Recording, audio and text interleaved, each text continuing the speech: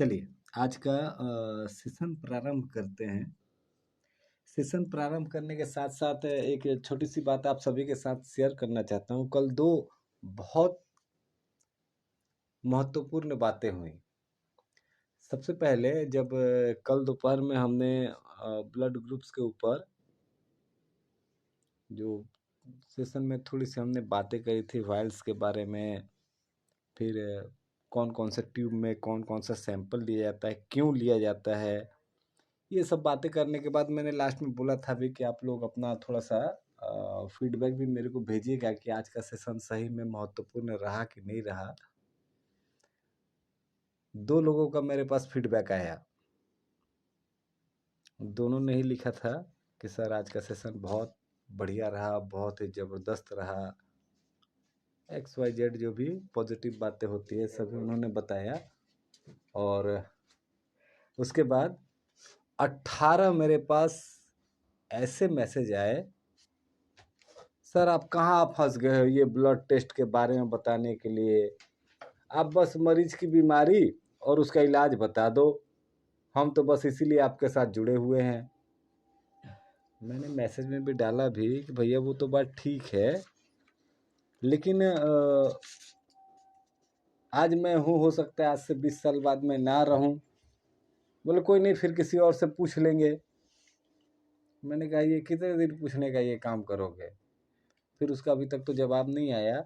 ये इसके पहले जब मैं न्यूरोट्रांसमीटर के बारे में सोच रहा था सेशन कराने के, तो मेरे मन में भी आया था कि क्यों ये न्यूरोट्रांसमीटर का सेशन कराना, इससे क्या फ़ायदा होगा। लेकिन बाद में एक साहब ने मेरे को बताया कि नहीं, हम लोग इंसोम्निया के लिए आंख बंद करके 8 मेडुला दिए जाते हैं। अगर पूरे न्यूरोट्रांसमीटर की जानकारी रहेगी तो हम लोग कुछ और भी कर सकते हैं। डोपामाइन के लिए आंख बंद करके 20 मेडुला 12 गैसाइड दिए जाते हैं।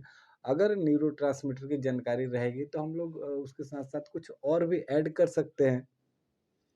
और यही सोच करके मैंने सोचा कि चलो ये ब्लड रिपोर्ट के बारे में, हालाँकि ये तो पेड सेशन था, लेकिन फिर भी मैंने सोचा कि नहीं, थोड़ी बहुत बातें तो हम लोग सभी के साथ कर ही सकते हैं। तो ऐसी-ऐसी चीज़ें सामने आती है। पहला चीज़ तो ये हुआ कि 2 बढ़िया मेरे पास कमेंट आया और 18 नेगेटिव कमेंट आ गए। अब थोड़ी देर के लिए सोचना पड़ता है करें कि ना करें, फिर लगा कि नहीं यार चलो ठीक है करते हैं। फिर शाम को आपने देखा होगा बहुत सारे ग्रुप में ये राजेश कामदार जी हैं राजस्थान के, अजमेर के, तो उन्होंने 2 पीडीएफ के बारे में भेजा था ग्रुप में कि अगर कुंदन सर की ये पीडीएफ किसी के पास सेव है तो भेज दीजिए। तो फिर मेरे पास जितने भी पीडीएफ थे वो मैंने सभी ग्रुप में, ऐसा नहीं कि जो पेड है हमारे फेलोशिप ग्रुप के हैं जिसने मेरे को पैसे दिए सिर्फ उन्हीं को भेजूंगा, मैंने सभी ग्रुप में भेजना स्टार्ट कर दिया। अभी मैंने 5 भेजे थे और उतने देर में 8 फोन आ गए मेरे पास, सर ये क्यों कर रहे हो। मैंने कहा अब इसमें मैं क्या कर रहा हूँ भैया बताओ। बोले ये पीडीएफ है, आप भेज क्यों रहे हो सबको, ये तो गुरु जी का अनमोल खजाना है। तो मैंने कहा गुरु जी ने अनमोल खजाना बनाया है अपने साथ ले जाने के लिए थोड़े ही, अगर ले ही जाना होता तो हमें क्यों सिखाते। तो ये तो बांटने के लिए है। तो फिर और भी बहुत सारे फ़ोन आए, बाद में मैंने सभी ग्रुप से वो सारे पीडीएफ डिलीट कर दिए। कल ये 2 चीज़ें हुई जिसको देख के, सुन के, समझ के मन बहुत खिन्न सा हो गया। मैंने सोच रखा था कि अब इसके आगे सेशन नहीं कराना है। लेकिन बाद में एक भाई है मेरे, उन्होंने कहा कि आप में और दूसरों में गलत क्या है, सभी नेगेटिव सोच रहे हैं, आप भी नेगेटिव सोच रहे हो। सभी नेगेटिव सोच रहे तो आप पॉजिटिव सोचो। तो मेरे को लगा कि हाँ ये बात तो है। फिर आज देखा होगा आप लोगों ने जो मीटिंग का लिंक गया, बहुत लेट से गया था। तो खैर ये सब बातें थी। कल जो हमने सेशन करा था उसके विषय में थोड़ा बहुत याद है। सबसे पहले हमने बात करी थी वाइल्स के बारे में। ये वाइल्स क्या होते हैं, कोई भी जिनको भी याद हो बताइए। वाइल्स का मतलब क्या हो गया। अनम्यूट करके बता सकते हैं आप लोग। डिबिया है साहब, जी डिबिया अलग अलग डिबिया, अलग अलग तरह हाँ की बिल्कुल। DDTA, वायल्स का प्लेन वायल, वायल्स, सोडियम। हाँ वायल्स का सीधा मतलब हो गया डिब्बी। अलग अलग रंग के अलग अलग चीज़ों की डिब्बियाँ हैं, वायल्स मतलब हो गया डिब्बी। अभी कितने तरह की डिब्बी होती है, तो 5 तरह की होती है, वो भी हमने बात करी थी। पहला था EDTA, ethylene diamine tetra acetic acid का बना हुआ। दूसरा एक प्लेन वायल होता है, एक सोडियम फ्लोराइड होता है, एक सोडियम साइट्रेट होता है और एक हेपरिन होता है।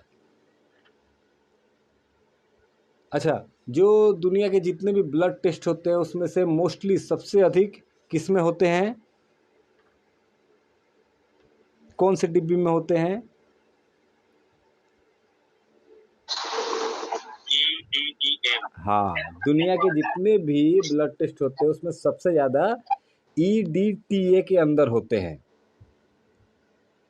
अभी एक इसी चीज़ में हमने आगे बात करी थी कि एक सोडियम फ्लोराइड और एक सोडियम साइट्रेट, ऐसे 2 वायल्स होते हैं, सोडियम फ्लोराइड और सोडियम साइट्रेट।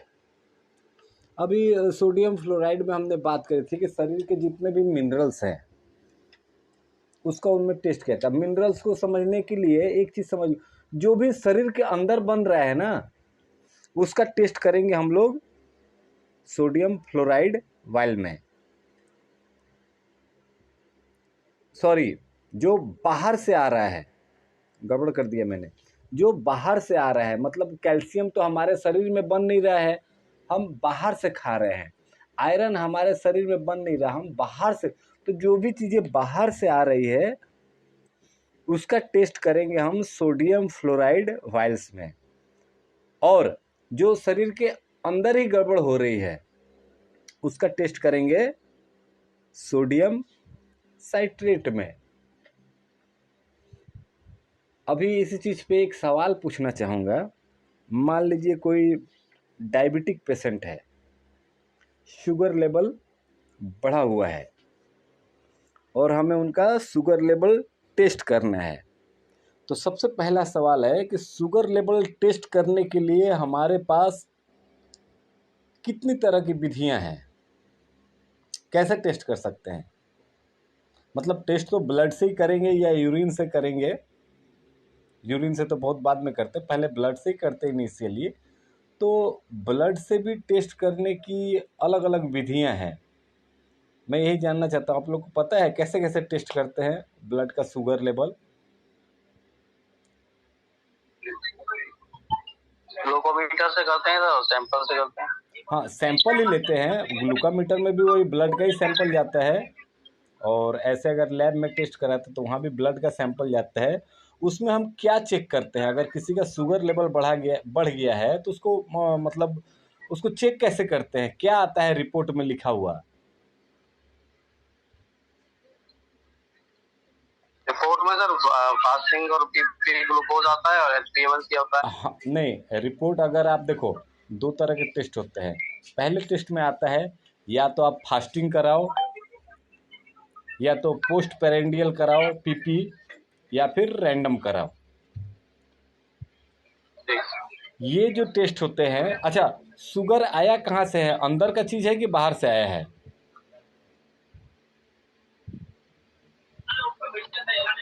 बाहर से आता है सर, कार्बोहाइड्रेट होता है। बिल्कुल, वो बाहर से शुगर आ रहा है ना।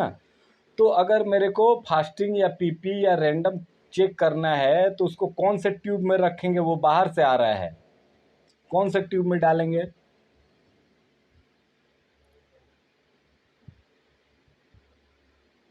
अभी मैंने बताया। प्रोसेस तो अंदर से हो रहा है ना तो साहब, क्या चीज़ सर? प्रोसेस तो अंदर से हो रहा है ना। नहीं, शुगर, मैं प्रोसेस के बारे में नहीं पूछ रहा हूँ, शुगर आ कहाँ से रहा हमारे शरीर में? बाहर से आ रहा है। बाहर से आ रहा है। हमारे शरीर के अंदर शुगर नहीं बनता है, शुगर हम बाहर से लेके आते हैं कार्बोहाइड्रेट के रूप में, स्टार्च के रूप में। हाँ, उसको डाइजेस्ट करने के बाद हम ग्लूकोज बनाते हैं। आ तो रहा है बाहर से, तो बाहर से आ रहा है, तो अगर मेरे को फास्टिंग या पीपी या रैंडम टेस्ट करना है तो ब्लड के सैंपल को हम कौन से ट्यूब में रखेंगे?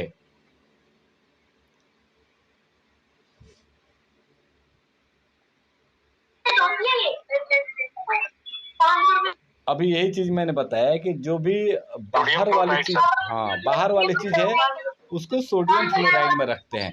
तो नॉर्मली एक चीज समझना है कि जब भी किसी का हम फास्टिंग या पीपी या रैंडम जो भी टेस्ट कराते हैं, तो जो सैंपल कलेक्ट करने के लिए आता है वो सैंपल ले करके सोडियम फ्लोराइड वाले ट्यूब में डालता है।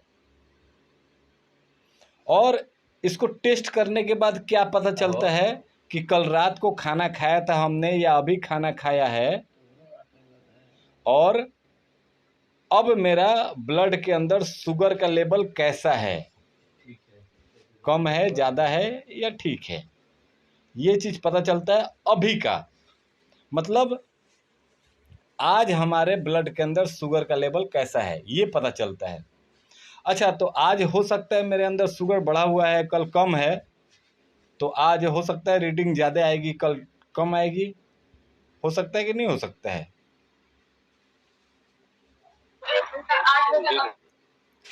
हो सकता है। अब सपोज मैं आज का रिपोर्ट लेकर के एक डॉक्टर के पास गया और बताया कि देखिए ये मेरी आज की रिपोर्ट है और इसमें शुगर बढ़ा हुआ है, तो वो डॉक्टर क्या कहेगा कि आप तो डायबिटिक पेशेंट हो, और मेरे को बहुत सारी डायबिटीज़ की गोलियां लिख के दे देगा खाने के लिए। अरे भैया, हो सकता है आज मैंने गन्ने का जूस पिया था इसलिए मेरा शुगर लेवल बढ़ गया। आज हो सकता है मेरे को किसी पे गुस्सा आ गया था, मैंने उसको बहुत डांट लगाई है, तो हो सकता है इसके कारण मेरा शुगर बढ़ गया। इसका मतलब ये थोड़ा है कि मैं डायबिटिक हो गया हूँ। लेकिन आज ही मैंने टेस्ट कराया तो शुगर लेवल तो बढ़ा हुआ था, तो डॉक्टर तो अपनी जगह पे सही है, मैं भी अपनी जगह पे सही हूँ, दवाइयाँ भी अपनी, सब कुछ अपनी जगह पे सही है, लेकिन मामला गड़बड़ हो रहा है। मैं डायबिटिक नहीं हूँ, एक दिन किसी ऐसे कारण से हो सकता है मेरे अंदर शुगर का लेवल बढ़ गया, लेकिन इसका मतलब ये थोड़ा होगा कि हमेशा बढ़ जाएगा। तो जब भी हम लोग ये सोडियम फ्लोराइड वाला फास्टिंग, पीपी या रैंडम का टेस्ट कराते हैं, तो वो उस दिन का बताता है, और उस दिन का देख करके आज मानोगे नहीं, पूरे भारतवर्ष में जितने भी डायबिटिक पेशेंट है, शुगर वाले पेशेंट है, उसमें से आधे से ज़्यादा झूठ मूठ की दवाइयाँ खा रहे हैं। वो डायबिटिक नहीं है लेकिन बस खा रहे हैं। क्यों? क्योंकि उन्होंने ऐसे गलत दिन पे अपना ब्लड टेस्ट करा लिया जिस दिन शुगर लेवल बढ़ा हुआ था। अब फिर दोबारा कराएंगे 3 महीने बाद। आज भी हमारे इंडिया में ये चीज़ होती है, लेकिन बाद में साइंटिस्ट ने सोचा कि ये बात तो यार गलत है। ये गुरुजी 1998 से ये बात बता रहे हैं कि किसी का ब्लड शुगर लेवल टेस्ट करके उसको दवाई दे देना सही बात नहीं है। लेकिन अब होता है ना कि भाई मैं सही हूँ, मैं सही हूँ। बाद में उनको समझ में आया, बाद में उन्होंने HbA1c टेस्ट कराया।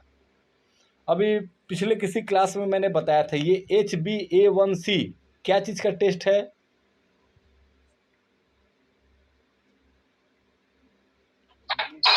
3 मंथ्स का एवरेज देखते हैं सर ग्लूकोज का। ये भी शुगर का ही टेस्ट है। इसमें 3 महीने का एवरेज देखते हैं। अच्छा, कैसे देखते हैं 3 महीने का एवरेज?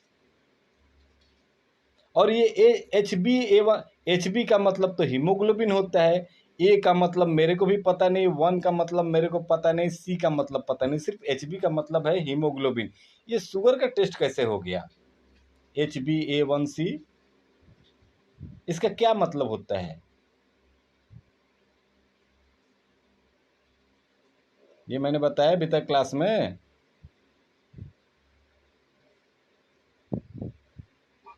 ये नहीं पता सर। कोई नहीं, क्लास या तो हमेशा ज्वाइन कीजिए, और अगर नहीं ज्वाइन कर पाते हैं किसी कारणवश तो रिकॉर्डिंग सुन लिया कीजिए। HbA1c का मतलब होता है ग्लाइकेटेड हीमोग्लोबिन। ये शब्द को कहीं लिख के रख लीजिए, मोबाइल के भरोसे मत रहिए, आज है कल नहीं रहेगा। कहीं लिख लीजिए ग्लाइकेटेड हीमोग्लोबिन। HbA1c का मतलब होता है ग्लाइकेटेड हीमोग्लोबिन। अच्छा, ये ग्लाइकेटेड हीमोग्लोबिन क्या होता है? तो एक चीज़ हमारे शरीर के बारे में समझिए, हमारे शरीर में एक जो नेगेटिव फीडबैक सिस्टम इतना बढ़िया सिस्टम है कि अगर वो सही तरीके से काम करे और हम उसके काम में अड़ंगा ना लगाएं तो हम कभी बीमार हो ही नहीं सकते हैं। बीमार हम गलत खान पान के कारण नहीं होते हैं। अभी सिंपल सा एक एग्जांपल देता हूँ, 2020 में कोविड हो गया, लॉकडाउन लग गया, क्या कोविड से पूरी दुनिया मर गई? और सही सही ईमानदारी से बताना, जितने दिन लॉकडाउन था क्या आपने पूरे दिन मास्क लगाया था, सैनिटाइजर यूज किया था, कभी स्किप नहीं किया? किया होगा, बिल्कुल किया होगा। लेकिन मेरे को आपको क्यों नहीं कोविड हो गया? और उसी कोविड में लाखों करोड़ों लोग मर भी गए, वो भी हमारे जैसे थे, हम भी उनके जैसे थे। वो चले गए, हम नहीं गए, क्यों? हमने कोई बहुत बड़ा पुण्य कर रखा था क्या? नहीं। हम दोनों लोगों की बॉडी कॉम्पोजिशन अलग अलग तरह की थी।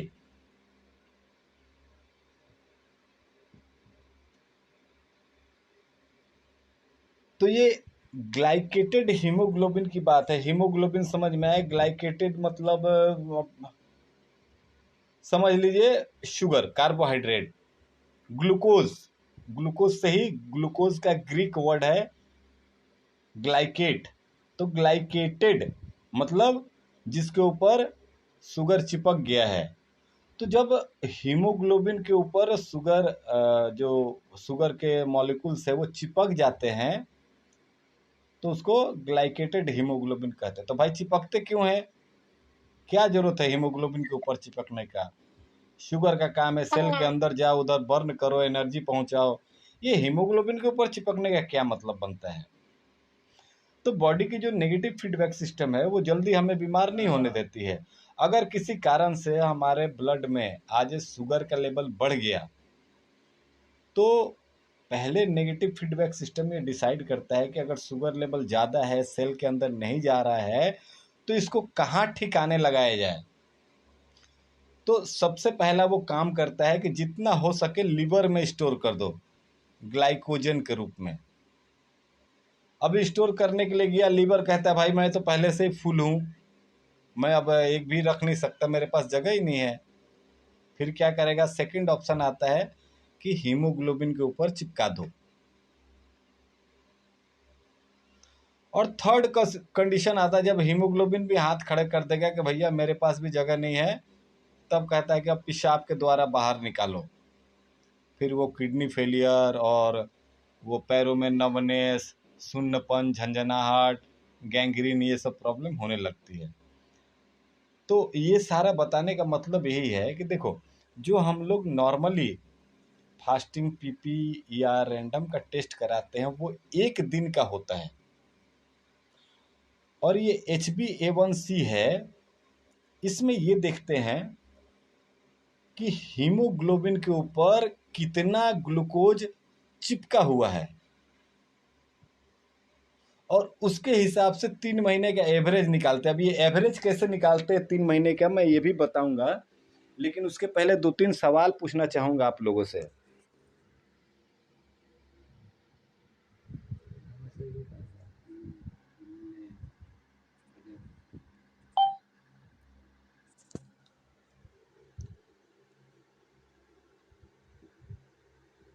एक चीज बताइए, जैसे हम लोगों ने किसी का फास्टिंग शुगर चेक किया, फास्टिंग शुगर कितना होता है नॉर्मल?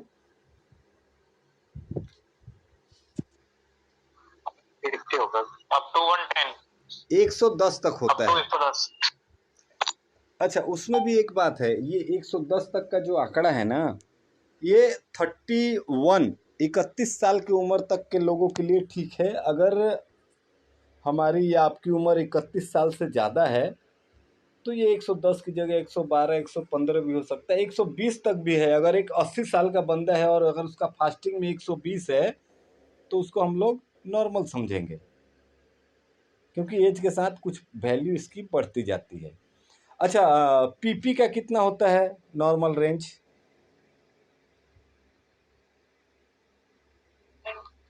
140 से ऊपर से 140, वो भी उम्र के साथ बढ़ता है, लेकिन हाँ 140। और रैंडम का भी 140 होता है। HbA1c का नॉर्मल लेवल कितना होता है पता है? HbA1c बहुत सारे लोगों ने रिपोर्ट देखा होगा, चेक किया होगा। अब फास्टिंग उस्टिंग का तो याद, सर 5 से लेके 5.8 5.7 नॉर्मल होता है। मतलब 5.7 तक है तो ठीक है, अगर 6 हो गया है तो उसको प्री डायबिटिक कहते हैं, 6.25 से ज़्यादा हो गया तो उसको डायबिटिक कहेंगे, ऐसा ऐसा है। तो 5.7 6 ये नॉर्मल रेंज आता है। अब मान लीजिए आखिर हम लोग फास्टिंग वगैरह चेक करने के लिए भी एक बार ब्लड का सैंपल लेते हैं, अगर HbA1c भी टेस्ट करना है तो भी हम एक ही बार लेते हैं, लेकिन 90 दिन का एवरेज कैसे मिल जाता है? और ये 90 दिन का ही एवरेज क्यों मिलता है? 6 महीने का क्यों नहीं मिलता है? 1 साल का क्यों नहीं मिलता है? सर आरबीसी के कारण, किसके कारण? आरबीसी की जो लाइफ एज होती है 120 बिल्कुल बिल्कुल एकदम प्रमोद जी सही बात बताया। आप सभी को पता होगा आरबीसी की लाइफ स्पैन जो है 120 दिन की होती है। मतलब अगर हम 120 से कम अगर 100 रखते हैं या 110 रखते हैं या 90 रखते हैं तो इस बीच में लगभग लगभग जो मर चुके हैं उनका भी रीडिंग हमें मिल जाएगा और जो अभी हैं उनका भी रीडिंग मिल जाएगा एक ही दिन में। अब जाहिर सी बात है कि हमारे बॉडी में बॉडी वेट के हिसाब से चाहे हर हिसाब से लगभग 5 से 5.5 लीटर ब्लड होता है और इसका 44% आरबीसी होती है, 44%। मतलब अगर हमारे पूरी बॉडी में 5.5 लीटर ब्लड है तो इसका 44% मतलब आप समझ लो 2.5 लीटर से थोड़ा सा ज़्यादा होगा। उनका वो कैलकुलेशन है, कैलकुलेशन करके निकालते हैं कि इसमें कितना आरबीसी होना चाहिए और उनमें से कितने आरबीसी के ऊपर वो हीमोग्लोबिन के ऊपर शुगर चिपका हुआ है। मतलब एक बार जिसके ऊपर शुगर चिपक गया अब वो तो चिपका हुआ रहेगा, वो हटने वाला नहीं है। जो हटाना था यूरिन के थ्रू, पसीने के थ्रू हटा दिया गया, या एक्सरसाइज करके पसीना निकाल लिए या पानी पी पी के पेशाब कर दिए, शुगर निकल गया, लेकिन जो हीमोग्लोबिन के ऊपर है वो चिपका रहता है। और इसके हिसाब से ही मतलब 120 से पहले का मतलब 110, 100 या 90 इतने दिनों का एवरेज हम लोग निकाल सकते हैं। हम चाहे तो 80 दिनों का भी एवरेज निकाल सकते हैं। तो वो एक स्टैंडर्ड रखा गया है कि 90 दिनों का एवरेज निकालेंगे 3 महीने का। तो एवरेज निकालने से क्या फ़ायदा होता है कि सपोज एक दिन मेरे अंदर शुगर लेवल बहुत हाई हो गया था, कुछ शुगर के मॉलिक्यूल्स जाके हीमोग्लोबिन पे चिपक भी गए, अगले दिन से मैं फिर ठीक हूँ तो ठीक हूँ।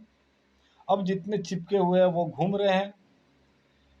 अब जिस दिन मैं चेक कराऊंगा उस दिन तक हो सकता है उनमें से बहुत सारे आरबीसी मर भी चुके होंगे, कुछ जीवित भी होंगे। तो नॉर्मली माना गया है कि हमारे बॉडी में जितने भी आरबीसी है उसका 5 या 6% तक ऐसे हैं जिनके ऊपर शुगर चिपका हुआ है। तो वो नॉर्मल चीज़ है, कभी एक दिन गुस्से में आ गया होगा इसलिए इतना शुगर बढ़ गया तो चिपक गया है। लेकिन अगर 6 से ज़्यादा चिपका हुआ है, 6% से ज़्यादा, इसका मतलब ये बात एक दिन की नहीं है, ये अक्सर होता है। इस चीज़ को लेकर के HbA1c को हम लोग चेक करते हैं। नॉर्मली शुगर टेस्ट और HbA1 में क्या फ़र्क है मैंने इसलिए बताया, काम दोनों सेम करते हैं, लेकिन नॉर्मल टेस्ट में क्या हुआ कि एक दिन मेरा अगर बढ़ गया तो मैं डायबिटिक हो जाऊंगा। HbA1c में ऐसा नहीं होता है। वो भले एक ही दिन टेस्ट करता है लेकिन पूरे 90 दिन का इतिहास भूगोल निकालता है, उसका एवरेज निकाल के बताएगा कि हाँ मैं डायबिटिक हूँ कि नहीं हूँ, मेरे को दवाई खाने की ज़रूरत है कि नहीं है। दोनों में बस फ़र्क यही होता है। और आज के टाइम में आप किसी भी बढ़िया डॉक्टर के पास, मतलब जिसको नॉलेज हो, बढ़िया इन द सेंस ऐसा नहीं बड़ा हॉस्पिटल हो, मतलब बढ़िया नॉलेज हो, तो वो कभी भी फास्टिंग वगैरह नहीं कराते हैं, वो सीधा HbA1c ही कराते हैं। और आप सभी को भी मैं कहता हूँ कि कोई भी डायबिटिक पेशेंट को आप ठीक करने के लिए कोशिश कर रहे हो तो 2 चीज़ ध्यान रखना। अगर वो आपकी सारी बातें मानते हैं तो गारंटेड आप उनको बता देना कि मैं 90 दिन में आपको ठीक कर सकता हूँ, लेकिन जैसा जैसा मैं कहूँगा वैसा वैसा करना पड़ेगा, पहली बात। दूसरी बात, आप आज के आज जाओ और अपना HbA1c टेस्ट करा करके ले आओ। अगर उनका HbA1c टेस्ट में 5.7, 5.6, 5.8 ऐसा इससे ऊपर जाता है तो इसका मतलब डायबिटिक है, प्री डायबिटिक है। 6 से ऊपर चला गया तो डायबिटिक है।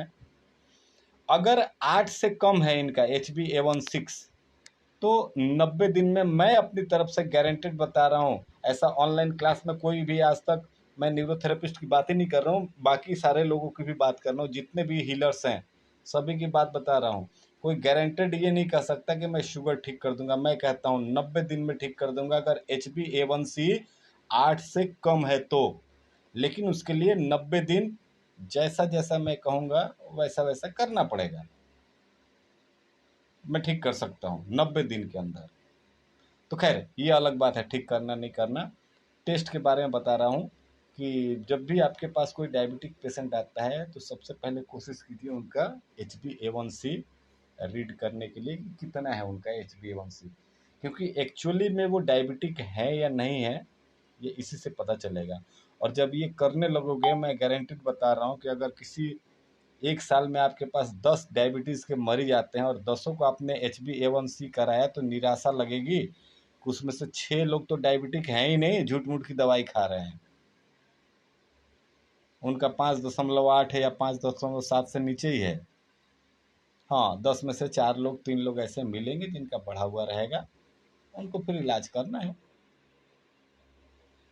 चलिए इसी तरह का एक एग्जाम्पल और मैं बताता हूँ, जो कल भी बात हुई थी। सबसे पहला सवाल यही था, अनिल भट्टाचार्य जी ने पूछा था ESR के बारे में। तो पहला सवाल मैं यही पूछना चाहूँगा, समय भी समाप्त होने वाला है, जल्दी से बताइए ESR इसका पूरा मतलब फुल फॉर्म क्या होता है?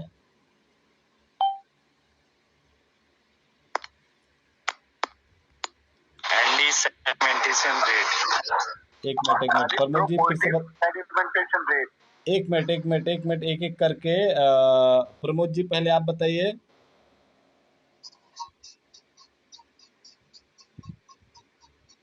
प्रमोद जी,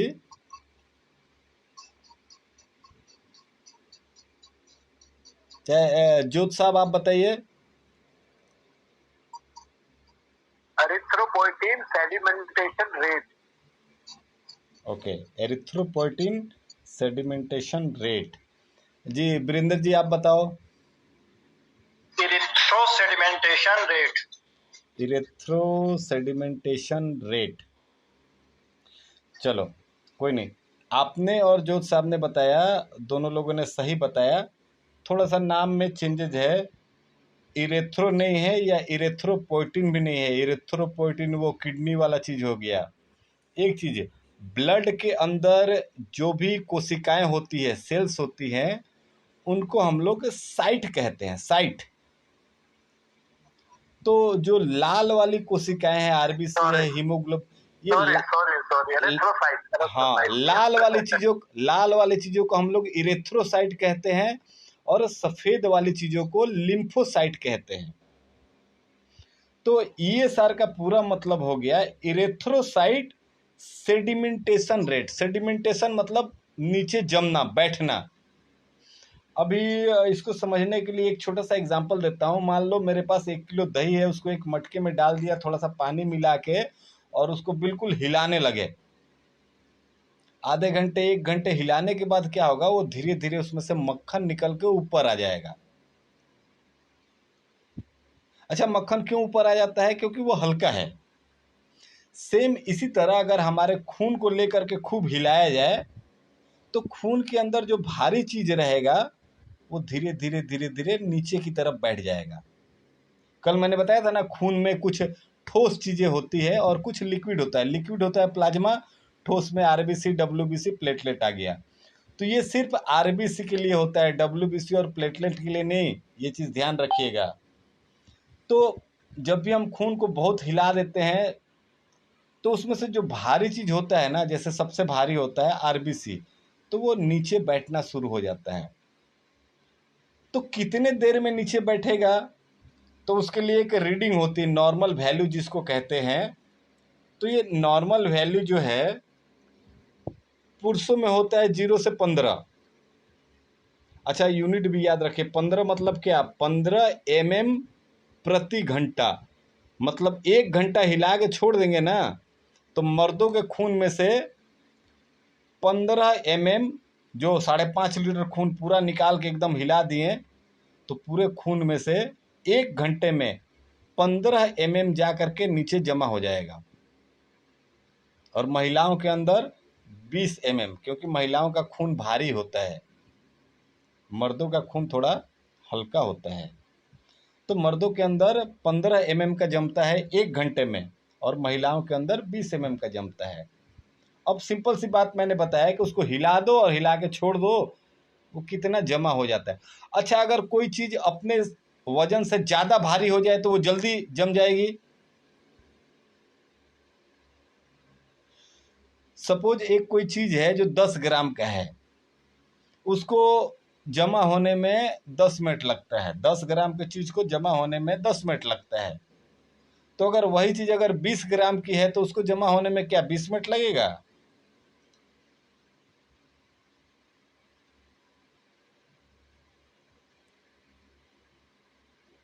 उसको जमा होने में और भी कम टाइम लगेगा, 10 मिनट से भी कम लगेगा, हो सकता है 5 मिनट लगे। तो जो चीज़ भारी रहेगी वो जल्दी जमा हो जाएगी। तो ये जो ESR है, इरिथ्रोसाइट सेडिमेंटेशन रेट, कि मतलब 1 घंटे में 15 mm जमना चाहिए। अगर वो 45 मिनट में ही 15 mm जम गया, इसका मतलब ESR का लेवल बढ़ गया है, वो जल्दी जमा हो जा रहा है। दैट मीन्स कहीं ना कहीं आरबीसी जो है वो भारी हो गया है। अब भारी क्यों हो गया है, तो बहुत सारे कारण हैं। समझ लो आरबीसी के ऊपर जा करके कुछ हीमोग्लोबिन, सॉरी, ये शुगर चिपक गया। जैसे मैंने अभी HbA1c में बताया, HbA1c वालों का भी आप ESR कराओगे तो बढ़ा हुआ आएगा। किसी भी कारण से अगर आरबीसी का वजन बढ़ गया तो ESR बढ़ा हुआ आएगा। अब यही बात है, ये कल में मैंने बताया था कि ESR बढ़ने का मतलब होता है ब्लड के अंदर इन्फ्लामेशन। अभी इन्फ्लामेशन क्यों आ सकती है, तो अगर कुछ बाहर से आके चिपक गया, जैसे ग्लूकोज चिपक गया, या कुछ नहीं, धूल कण आके चिपक गए, कुछ एक्स्ट्रा यूरिक एसिड बना हुआ है, ब्लड यूरिया बना हुआ है, चाहे कोई भी ऐसा चीज़ जो आरबीसी के ऊपर आके बढ़ गया, तो जाहिर बात है आरबीसी का वजन बढ़ जाएगा। इसी तरह अगर मान लीजिए कोई इन्फेक्शन, कोई बैक्टीरिया, कोई वायरस आ गया, तो डब्ल्यूबीसी तो उसको मारेगा, तो वो बचने के लिए आरबीसी के पास चला जाता है, आरबीसी के ऊपर चिपक जाता है। आरबीसी के ऊपर चिपक जाएगा तो फिर डब्ल्यूबीसी उसको मार नहीं सकता है। तो अगर वो आरबीसी के ऊपर चिपक गया तो फिर आरबीसी का वजन बढ़ गया, वो जल्दी बढ़ जाएगा, ESR बढ़ गया। इसका मतलब कोई इन्फेक्शन होगा तो भी ESR बढ़ जाएगा। तीसरा चीज, इन्फ्लामेशन, कोई ऐसा चीज हो गया कि आरबीसी जो सेल था वो फूल गया, सूजन आ गया, उसमें सूजन आ गया, फूल गया, तो मतलब उसका वजन बढ़ गया, वो जल्दी नीचे बैठेगा, जल्दी नीचे बैठेगा तो ESR बढ़ा हुआ आएगा।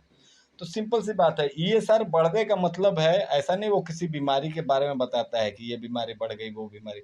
ESR बढ़ने का मतलब ये है कि शरीर में कोई ना कोई बीमारी आ चुकी है, कोई ना कोई बीमारी हमारे बॉडी में आ चुकी है। ESR बढ़ने का यही मतलब होता है। ESR हमें ये नहीं बताता है कि हमें इन्फेक्शन हो गया है, कि इन्फ्लामेशन हो गया है, कि डाइजेस्टिव सिस्टम का डिसऑर्डर है, एसिड बढ़ा हुआ है, अल्कलाइन बढ़ा हुआ है, ऐसा कुछ नहीं बताता है। वो सिर्फ बताता है कि हाँ मेरे शरीर में बीमारी है। तो आगे आने वाले टाइम में भी बस ऐसा ही होने वाला है, ब्लड रिपोर्ट से जुड़ा हुआ सेशन। और एक चीज़ है और बताना चाहूँगा, अभी जैसे एज ए न्यूरोथेरेपिस्ट हम लोग